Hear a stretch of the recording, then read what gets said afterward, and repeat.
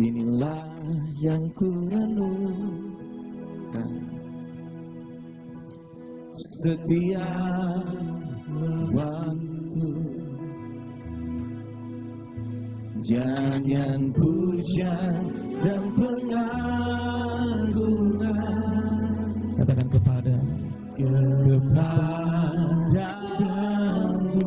biarlah manis, biarlah manis kau dengar.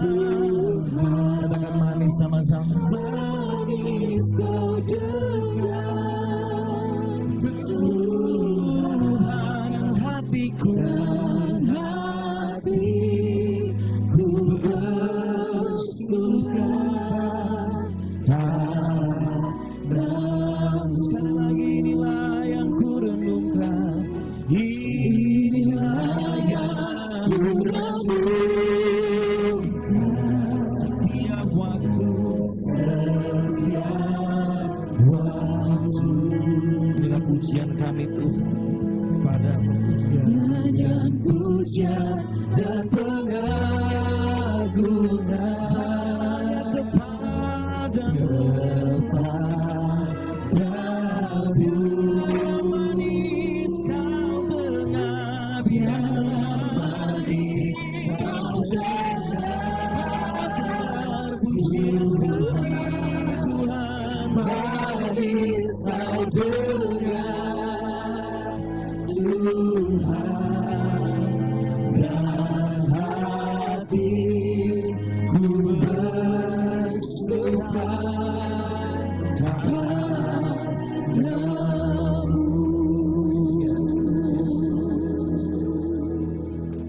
Ku membawa hatiku, hanya Engkau di hidupku. Yesusku, Kau terindah, selamanya ku menyembah. Bawa hidupku, bawa hidupku, hanya Engkau. Inilah persembahan, sama-sama kita untuk Yesus. Yesus, Kau terindah, selamanya ku menyembah.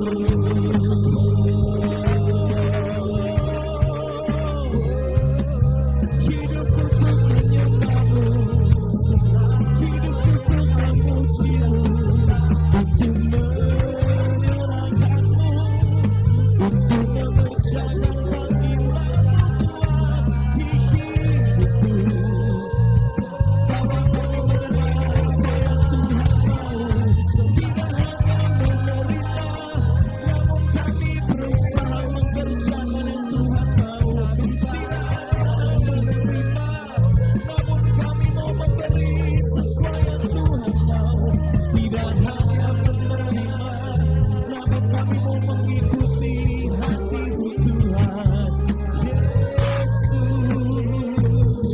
Yesus, kemurahan-Mu lebih dari hidup. Kemurahan, katakan lebih dari hidup. Lebih dari hidup. Bawa lidahku memuji Engkau, memuji Engkau. Kemurahan-Mu lebih dari hidup. Terus bawa lidahku, nyatakan sama-sama, bawa setiap kami. Bawa lidahku memuji Engkau, memuji Engkau. Kemurahan-Mu lebih dari hidup. Terima kasih Tuhan. Terima kasih Tuhan. Kami bisa ada sampai hari ini itu kemurahan Tuhan. Kami bisa kuat sampai hari ini kemurahan Tuhan semua. Gak ada satupun yang bisa kami sombongkan. Karena usaha kami gak pernah sebanding dengan kemurahan Tuhan dalam hidup kami. Oh Tuhan, luar biasa. Sampaikan isi hatimu. Sampaikan apa yang Tuhan mau. Biar kami bukan cuma orang-orang yang cuma suka menerima. Tetapi dewasakan kami menjadi orang-orang yang bisa mengikuti apa yang Tuhan mau. Kau terlalu murah hati sama kami. Tapi seringkali kami gak tahu diri. Tuhan terlalu baik. Tetapi kami tidak melakukan yang Tuhan suruh dalam hidup ini. Atau firman-Mu hari ini, biarlah mengubahkan cara pandang kami menjalani hidup ini. Sama kami Tuhan, luruskan apa yang salah. Kami rindu hidup berkenan sama Tuhan, menyenangkan yang Tuhan mau. Terima kasih Tuhan, kami serahkan pemberitaan firman-Mu pagi hari ini. Kami percaya pagi hari ini penuh kemuliaan Tuhan. Pagi hari ini penuh dengan lawatan Tuhan. Pagi hari ini pertobatan terjadi di tempat ini. Pagi hari ini pemulihan terjadi di tempat ini. Terima kasih Tuhan. Kami sambut firman-Mu dengan sukacita. Jamah setiap kami ya Roh Kudus. Dalam nama Yesus yang siap diberkati, sama-sama katakan. Kasih tepuk tangan luar biasa buat Tuhan. Lebih lagi, lebih lagi, lebih lagi. Yang masih hidup, ayo kasih pujian yang terbaik buat Tuhan. Come on. Silakan duduk, silakan duduk, silakan duduk.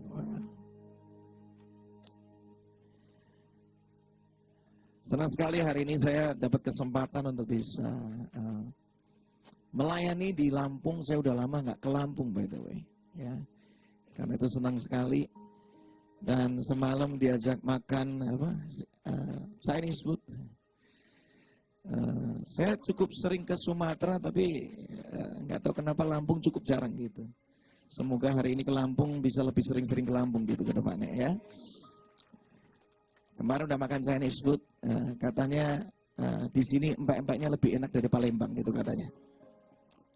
Itu orang Lampung tuh gitu. Makanan apa? Oh, sini lebih enak Pak, sini luar biasa. Nanti kita tes gitu. Katanya restoran Padangnya juga lebih enak gitu ya. Pagi sore lewat lah ya. Palembang, udahlah. Ini Lampung lebih enak ya. Siap diberkati oleh firman Tuhan? Amin. Yang siap katakan sama-sama dengan saya. Katakan ada tujuan balik kemurahan Tuhan. Sama-sama katakan sekali lagi. Saya mau mengerti tujuan dari Tuhan di balik kemurahannya. Ratapan 3, 22-23 dikatakan di sana, tak berkesudahan kasih setianya siapa? Tuhan. Tak apa? Habis-habisnya apa? Rahmatnya. Katakan sama-sama, selalu baru, setiap pagi, besar kesetiaanmu. Ya. Tuhan itu Tuhan yang selalu rindu menyatakan kemurahannya, kebaikannya buat setiap kita. Beneran nih? Gak pernah habis. Gak pernah habis. Bukan karena kita baik, kita mesti ngerti ini. Jadi jangan GR. Oh Tuhan tuh kasih saya kemurahan ini tuh karena saya baik. Kagak. Karena dia Tuhan yang baik. Sekalipun kau masih berkecimpung dalam dosa yang tak tinggalkan. Lihat, kemurahan Tuhan itu masih ada buat kita loh. Tuhan menyatakan kemurahannya bukan karena kita baik, tetapi karena dia Tuhan yang baik. Kita mesti sadari itu. Ketika saya banyak baca kisah di Alkitab, di Nazaret. Itu orang di Nazaret itu gak percaya sama Yesus. Karena dia anggap, ini mah teman main gue dari kecil nih. Dianggap biasa.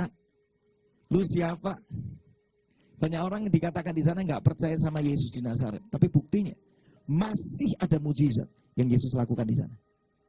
Sekalipun di tengah ketidakpercayaan pun, Yesus tetap pengen lakukan mujizat karena dia Tuhan yang penuh dengan belas kasihan. Itu loh Tuhan kita. Coba hari ini renungkan. Betapa banyaknya kemurahan Tuhan yang sudah engkau terima sampai detik ini. Saya yakin terlalu banyak. Mungkin kadang-kadang kita jarang merenungkan aja. Mungkin kadang-kadang kita jarang menyadarinya aja. Engkau bisa hidup sampai hari ini, itu kemurahan Tuhan. Oh Pak, itu karena saya jaga makan. Kagak. Ada orang yang jaga makan, olahraga, jaga ini bisa pulang duluan. Tapi ada orang yang tiap hari makan jeruan gak pulang-pulang. Benar gak? Setuju ya? Ada orang yang gak terlalu jaga makan, ngomong kasar, gak mati-mati. Tetap hidup. Jadi bukan karena usaha Anda bisa hidup sampai hari ini. Itu kemurahan Tuhan. Sadari itu. Jangan sok-sokan. Tuhan kemurahan hati. Berapa kali dosamu diampuni? Pelanggaranmu diampuni. Tidak pernah ditimpakannya sama kita sesuai dengan pelanggaran kita. Bayangkan kalau Tuhan hitung-hitungan sama dosa kita, habis kita hari ini. Tapi karena dia adalah Tuhan yang murah hati, yang selalu mengampuni kita, kasih kita kesempatan yang baru. Hari ini kita bisa masih ada. Itu kemurahan Tuhan. Kasih tepuk tangan dong buat Tuhan. Come on. Berapa kali engkau diselamatkan dari bencana, malapetaka? Yang harusnya engkau habis. Yang harusnya engkau hancur. Tapi engkau masih bisa ada loh sampai hari ini. Itu kemurahan siapa? Kemurahan Tuhan. Berapa kali engkau disembuhkan? Ayo coba cek. Coba cek. Saya yakin sampai hari ini, kisah kesembuhan yang sudah pernah engkau alami, itu terlalu banyak jumlahnya. Betul ya? Kalau hari ini kau masih bisa kerja, kau masih bisa makan, itu kemurahan Tuhan. Kemurahan Tuhan. Anda bisa beribadah, tadi Pak Kris sempat cerita, ini bisa beribadah tanpa tekanan. Tanpa ada orang yang suruh Anda keluar dari gereja. Gak ada tekanan. Itu kemurahan Tuhan loh. Betul kan? Kemurahan Tuhan.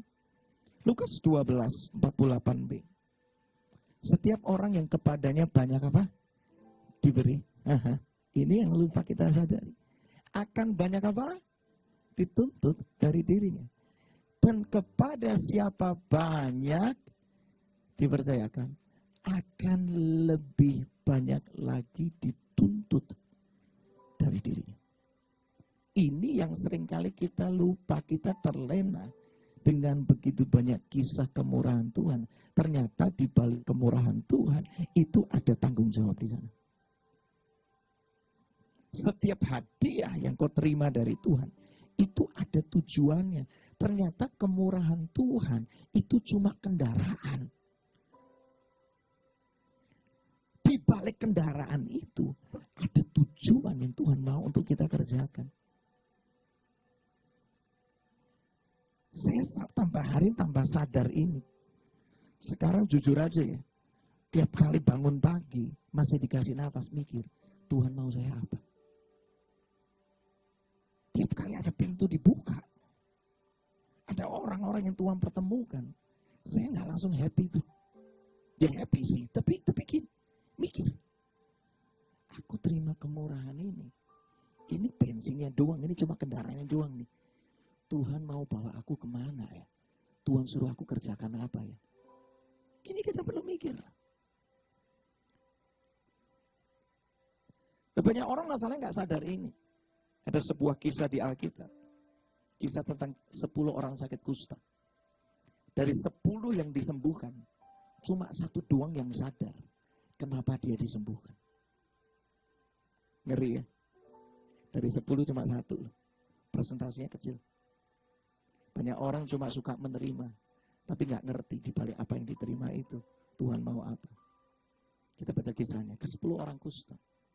Lukas 17, nanti kita baca sampai ayat 19. Dalam perjalanan ke Yerusalem, Yesus itu menyusur perbatasan Samaria dan Galilea.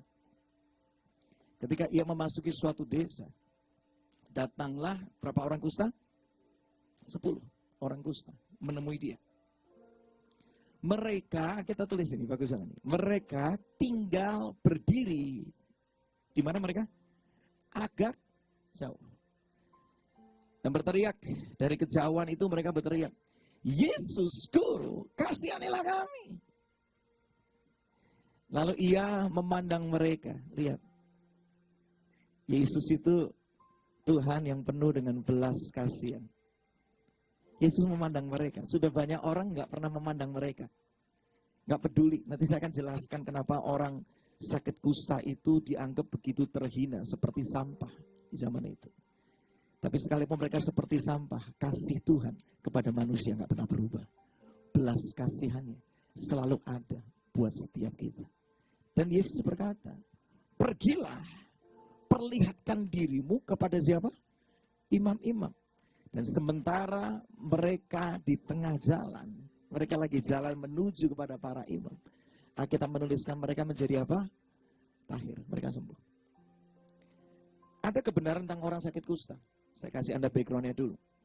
Orang kalau sakit kusta itu karena dia kena infeksi bakteri namanya Mycobacterium leprae. Gejalanya kulitnya mati rasa, ada bercak-bercak putih, luka. Kalau ada luka itu nggak terasa sakit. Terjadi kerusakan syaraf, ya, jari atau anggota tubuh tiba-tiba bisa cacat tanpa sadar. Ini bahaya sekali. Karena nggak terasa sakit kalau ada satu bagian yang terluka. Seringkali orang sakit kusta itu nggak sadar dan tubuhnya bisa membusuk perlahan. Tiba-tiba udah hilang itu. Bagian jari hilang, bagian apa? Benar. Itu orang sakit kusta. Jadi ini penyakit yang di zaman itu nggak ada obat. Dan dianggap penyakit menular yang menakutkan. Gak cuma masalah jasmani. Dia bermasalah. Kita menuliskan di dalam kitab Imamat 13, 45-46. Orang yang sakit kusta itu pakaiannya mesti cabik-cabik. Bayangkan itu. Bayangkan kalau orang ini setiap hari pakai bagian yang bagus. Ya. Tapi momen di mana dia kena sakit kusta, dia nggak bisa lagi pakai pakaian yang bagus. Dia mesti pakai pakaian yang cabik. Itu nggak mudah loh. Biasa wangi, bagus. Mesti pakai pakaian yang cabik, lubang-lubang. Rambutnya mesti apa? Terurai. Dan lagi ia harus menutupi mukanya. Sambil berseru ini, najis. Selama ia kena penyakit itu, ia tetap najis. Memang ia najis. Ia harus tinggal terasing di luar perkemahan, itulah tempat kediamannya. Orang sakit kusta itu kena 3 masalah. 1 masalah fisik, 2 masalah sosial, 3 masalah mental. Bayangkan. 3-tiganya hancur dia. Dia nggak bisa menentukan masa depannya. Nggak bisa. Makanya tadi Yesus ngomong, kamu mau sembuh, kamu mesti tunjukin ke imam. Bayangkan kalau imamnya nggak suka sama orang sakit kusta ini. Bikin konspirasi. Sampai akhir, orang ini nggak dinyatakan sembuh. Betul kan? Dia sendiri nggak bisa menentukan masa depannya. Bayangkan orang ini, dia punya keluarga yang begitu mencintai dia dan dia sangat cinta keluarganya. Tapi gara-gara kena sakit kusta, dia nggak bisa kumpul lagi sama keluarganya. Dia nggak bisa kumpul sama teman-teman dekatnya. Betapa menyedihkannya kalau kita sudah tidak bisa terkoneksi dengan orang lain. Ya. Orang sakit kusta ini masalahnya gede banget. Tapi yang luar biasa, kita punya Tuhan yang selalu peduli. Allah mengerti, Allah peduli segala persoalan yang kita alami, tak akan pernah dibiarkannya ku bergumul sendiri, sebab Allah mengerti. Ya, itu loh Tuhan kita. Dan dia Tuhan yang gak pernah berubah. Kasihnya gak pernah berubah. Kebaikannya gak pernah berubah. Keajaibannya gak pernah berubah. Kalau dia sanggup lakukan itu buat orang sakit kusta, dia masih Tuhan yang sama. Yang kasihnya, keajaibannya sanggup dikerjakan dalam hidupmu sampai hari ini. Singkat cerita mereka sembuh. Tapi yang menarik dan menyedihkan sebenarnya. Ayat 15, next. Semuanya sembuh. Tapi Alkitab tulis, cuma berapa orang? Seorang dari mereka. Ketika ia lihat bahwa dia telah sembuh. Cuma dia yang kembali, cuma dia yang mau memuliakan Tuhan dengan suara nyaring, cuma dia yang mau tersungkur di depan kaki Yesus, cuma dia yang mengucap syukur kepada Yesus. Ya. Sampai Yesus tanya, ayat 17, bukankah ke-10 orang tadi semuanya udah sembuh ya? Mereka ngalamin mujizat itu. Yesus sampai nanya, di mana yang 9 orang itu tadi? Kok cuma 1 orang nih? Tidak adakah di antara mereka yang kembali untuk memuliakan Allah selain daripada orang asing ini? Karena itu orang Samaria, dikatakan orang asing ini. Lalu Yesus berkata kepada orang itu, sama-sama baca ya, berdirilah dan pergilah, imanmu telah menyelamatkan engkau.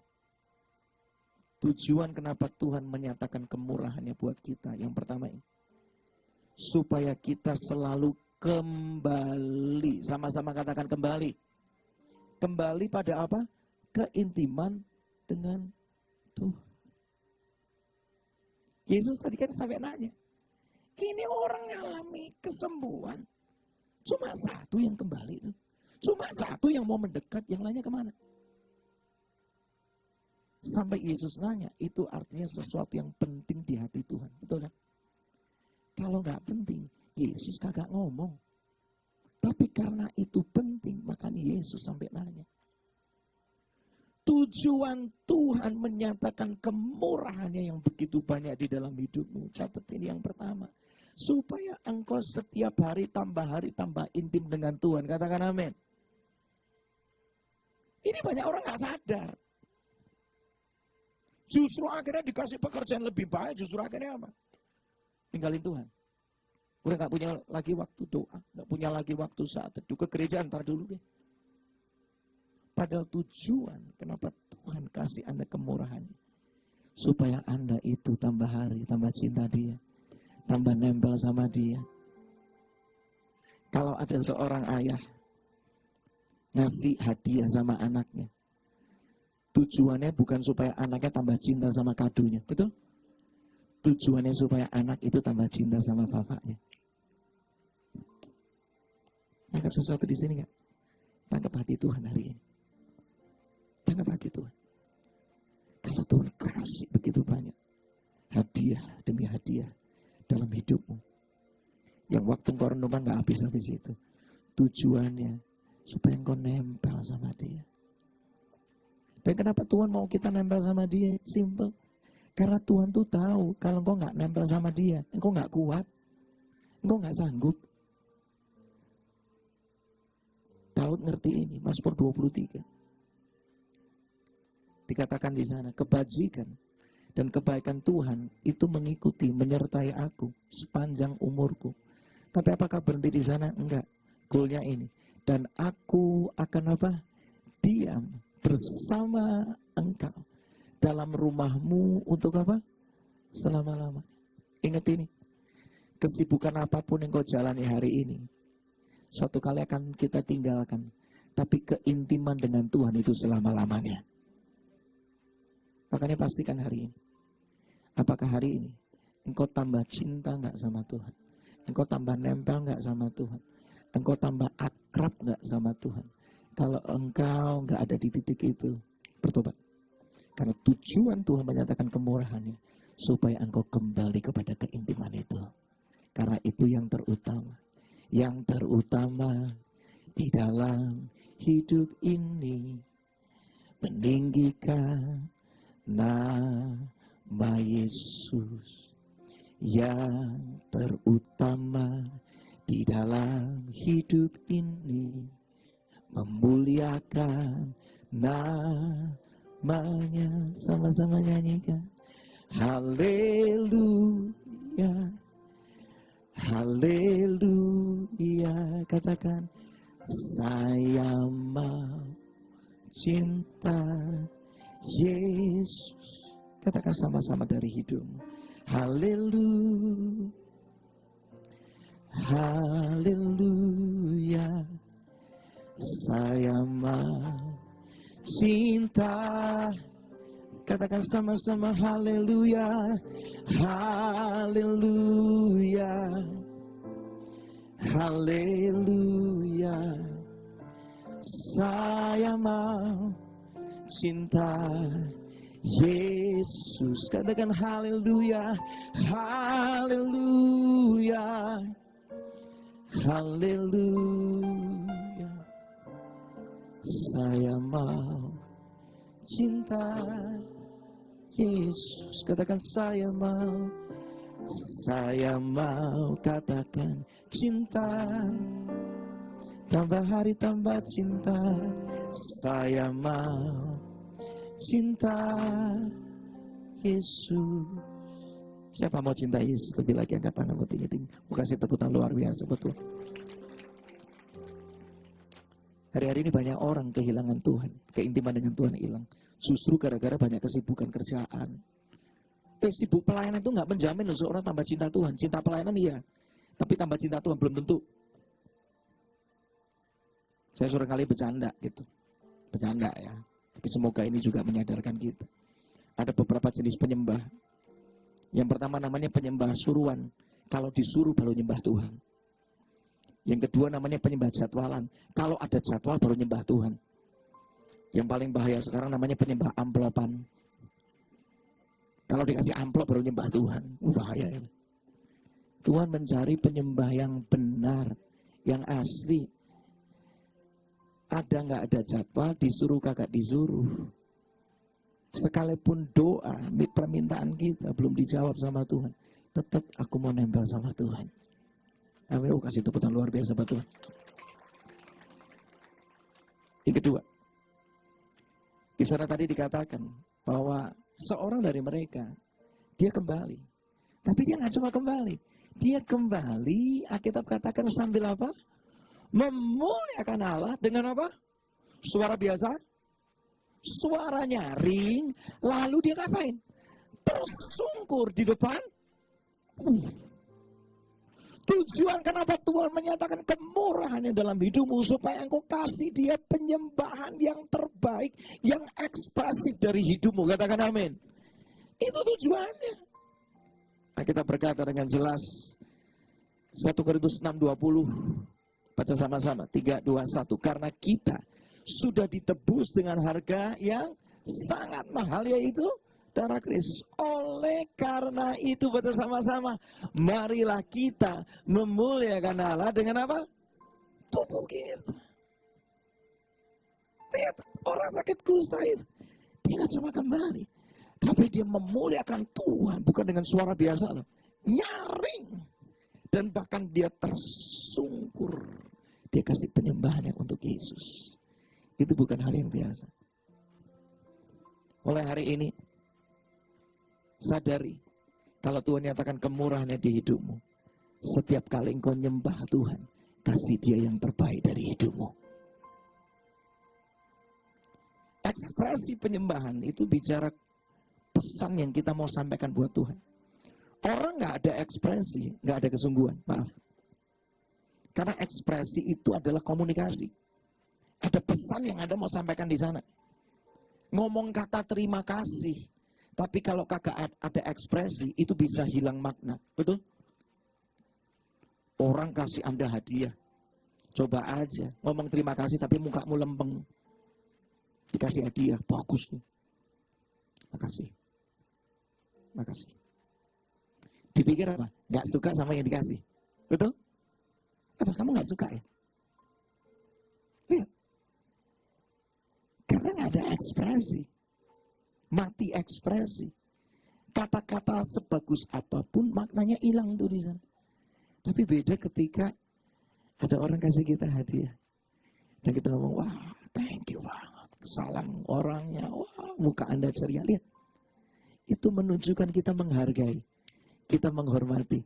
Kita tahu diri. Betul ya? Setuju? Betul. Ekspresi itu menunjukkan kesungguhan hati Anda. Ekspresi nggak ada hubungannya dengan jenis kepribadian. Dengar ini. Ekspresi itu hubungannya dengan kuatnya pengenalan Anda kepada siapa, apa yang diberi dan siapa yang memberi, seberapa Anda kenal itu. Nah, saya orangnya kaku, Pak. Sekaku-kakunya Anda kalau dikasih 10 miliar nggak kaku, saya percaya. Betul apa betul? Setuju ya? Di Indonesia itu aneh-aneh. Ada terapi orang yang susah berjalan itu loh. Saya lihat kontennya di Instagram, saya ketawa benar-benar. Tahu nggak cara terapinya gimana? Disuruh bawa uang 1 miliar. Awalnya sudah terpuruk kayak nggak bisa apa-apa gitu. Begitu lihat duit, langsung jalan dia.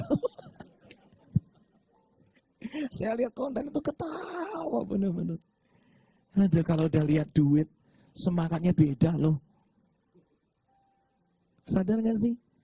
Yang Tuhan kasih dalam hidupmu nilainya lebih dari uang jumlah berapapun juga. Keselamatan nggak bisa dibeli dari uang. Nafas yang kau hirup itu nggak bisa dibeli dengan uang. Ya, dan masih banyak kisah kebaikan Tuhan yang lain yang nilainya itu lebih dari uang bernilai berapapun juga. Tuhan terlalu baik, karena itu sadari, kasih dia penyembahan yang terbaik. Kalau tangan masih bisa terangkat, kasih buat Tuhan. Kasih buat yang memberi nafas buat hidupmu, yang memberi keselamatan, yang memberi pengampunan, yang memberi Anda pintu yang terbuka sampai hari ini. Kalau kakimu masih bisa dipakai, pakai dong untuk nyembah Tuhan. Dia layak menerima yang terbaik dari hidup kita. Hari ini, kenapa Tuhan kasih Anda kemurahan? Supaya kita kasih dia penyembahan yang terbaik. Amin. Mau hidupi itu? Mau lakukan itu? Sekarang ngerti ya? Di balik hadiah ada sesuatu yang Tuhan mau kita kerjakan. Itu pun juga tetap gak sebanding dengan kemurahan yang Tuhan kasih. Betul kan? Yang ketiga,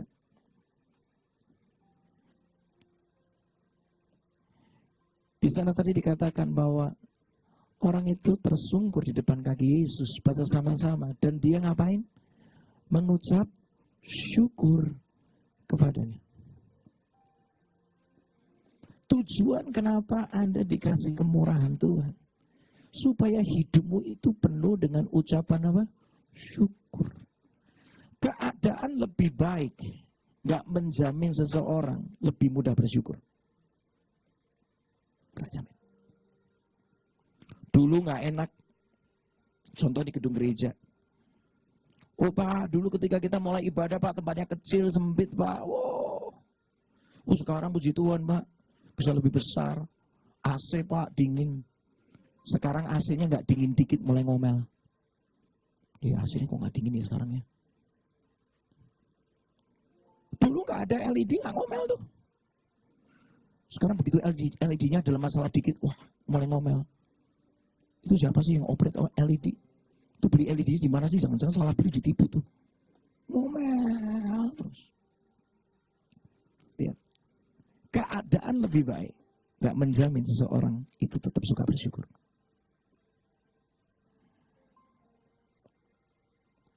Dulu gak punya motor, pengen punya motor. Begitu punya motor, sekarang ngomel-ngomel. Pak, bensinnya naik terus. Ya, siapa suruh beli motor? Betul? Sesuatu yang dulu kita inginkan, sekarang kita justru ngomel-ngomel, gak bersyukur. Bersyukur. Dulu gak bisa nikah. Pusing tuh. Pak, gak ada orang mau sama saya, Pak. Terus sampai suatu kali ada yang mau sama Anda. Gak tahu tuh kena tipu atau gimana, saya gak tahu. Ada yang mau sama. Udah bisa nikah. Singkat cerita. Sekarang suka ngomel-ngomel. Gara-gara saya menikah, tiap hari saya mesti bersihin ini, itu, mesti masak, mesti ini. Ngomel terus kerjaannya. Tuh lihat. Keadaan lebih baik. Gak menjamin seseorang untuk bersyukur. Dengar ini hari ini. Kita tuh bersyukur bukan karena keadaan baik atau tidak. Tetapi karena Tuhan selalu baik. Kita berkata, Mazmur 107 ayat 1. Dikatakan di sana, bersyukurlah kepada Tuhan pada sama sebab ia baik. Mau keadaan baik, keadaan gak baik, Tuhan selalu baik. Alasan kita bersyukur karena Tuhan udah terlalu baik sama kita. Orang suka bersyukur, hidupnya penuh sukacita. Ketika saya baca Alkitab, bersyukur itu awal mujizat terjadi. Beneran? Yes. Kau pengen ngalami kemurahan Tuhan berikutnya, sering-sering bersyukur. Lihat, orang yang bersyukur dikasih kepercayaan baru dari Tuhan. Amin. Sampai sini semua diberkati. Mau kasih tepuk tangan dulu buat Tuhan, luar biasa. Next ya. Lukas 17:19. Next. Slide berikutnya yang keempat. Apa tujuan dibalik kemurahan Tuhan? Ketika saya baca ayat 19, Yesus berkata kepada orang itu, dia disuruh berdiri. Ya, poin nomor 4. Yes. Dia disuruh apa? Berdiri. Ini punya makna rohani. Ternyata di balik kemurahan Tuhan, Tuhan mau engkau ngalami pemulihan identitas. Banyak orang sudah ditolong ngalami kemurahan Tuhan, tetap ngomongnya, aku nih orang gagal, aku nih orang gak bisa apa-apa, aku nih orang yang terkutuk, aku nih orang yang ya saya ini biasa-biasa, Pak. Mentalnya gak berubah loh. Makanya Yesus ngomong sama orang sakit kusta itu, berdiri, kamu berarti, kamu berharga, kamu luar biasa. Banyak orang sudah mengalami kemurahan Tuhan, tapi mindsetnya nggak pernah berubah. Melihat dirinya selalu, aku nih kotor, aku nih, selalu ngomong rendah terus tentang diri. Tujuan kenapa Tuhan memulihkan Anda, supaya Anda sadar, engkau berharga, engkau berarti, engkau biji matanya Tuhan. Engkau diurapi, engkau orang pilihan Tuhan. Ada orang sudah ditolong sama orang lain. Dulu gak punya kerjaan, akhirnya ditolong. Ya udah kamu nih, ada berkat buat kamu. Udah kan terima berkatnya. Gak dikerja dengan baik, berkat itu. Minta lagi sama orang yang, Pak, tolong bantu saya lagi, Pak. Dibantu lagi. Lama-lama dipikir orang yang bantu itu bang yang nggak pernah habis. Pak, bantu saya lagi. Ya kamu kan udah dibantu. Oh ya Pak, tapi saya ini nggak bisa apa-apa Pak. Bapak itu sumber buat saya. Tolong dong Pak, saya dibantu lagi Pak. Gini terus mentalnya, lihat. Mindsetnya nggak pernah berubah. Kalau Tuhan melakukan banyak perkara besar di hidupmu, itu berarti engkau tuh orang yang dipakai Tuhan luar biasa. Berdiri hari ini. Engkau bisa bersama dengan Tuhan. Engkau sanggup lakukan perkara besar bersama dengan Tuhan. Amin. Berdiri. Jangan lagi gini terus sama orang lain. Engkau bisa mandiri karena Tuhan menopangmu. Amin. Terakhir. Dia gak cuma berdiri, tapi Tuhan suruh dia pergi. Sama-sama katakan pergi. Ini punya makna rohani. Artinya, go Lakukan sesuatu. Untuk siapa? Untuk orang lain. Saksikan. Layani. Tolong orang lain.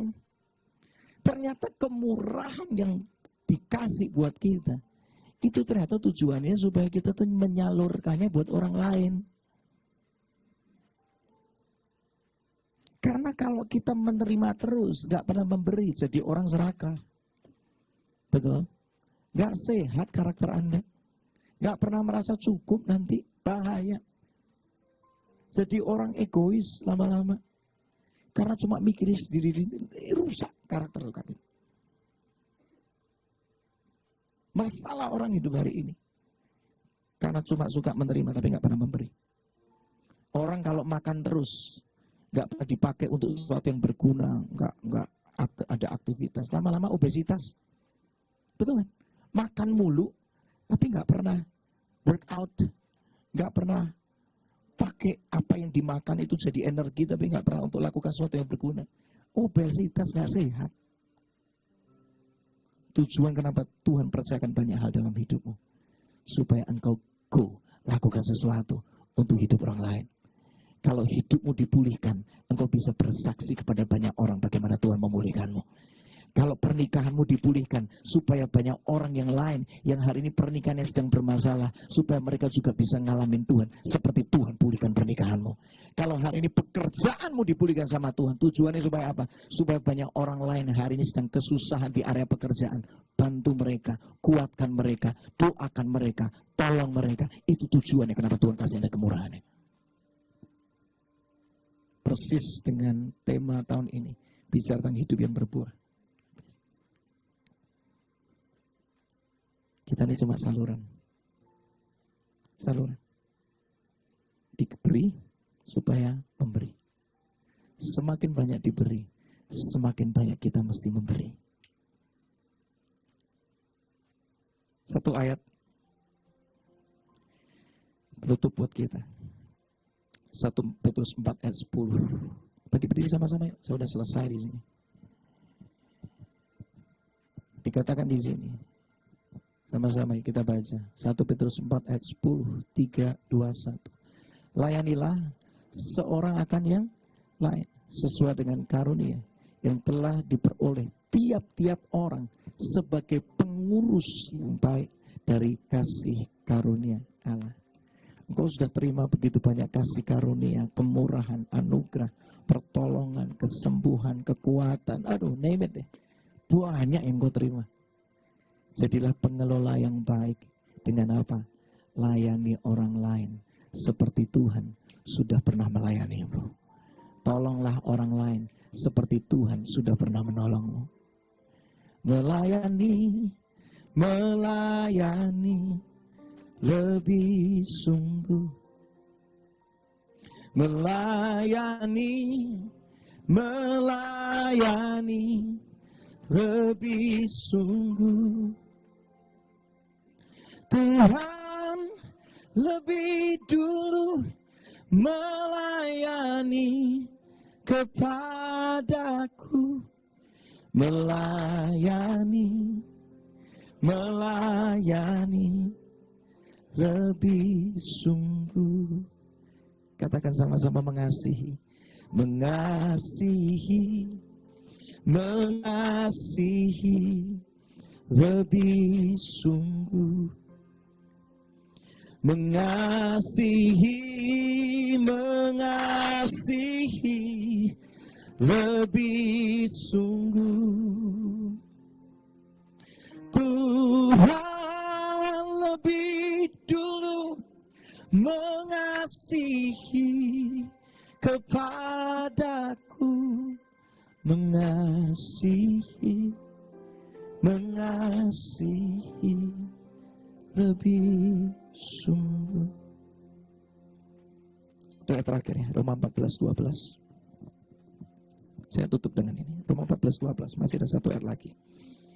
Demikianlah setiap orang di antara kita akan apa? Memberi apa?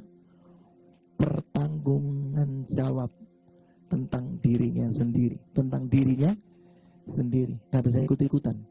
Setiap kita suatu kali akan tanggung jawab sendiri sama Tuhan. Yang sudah engkau terima itu ada tanggung jawabnya.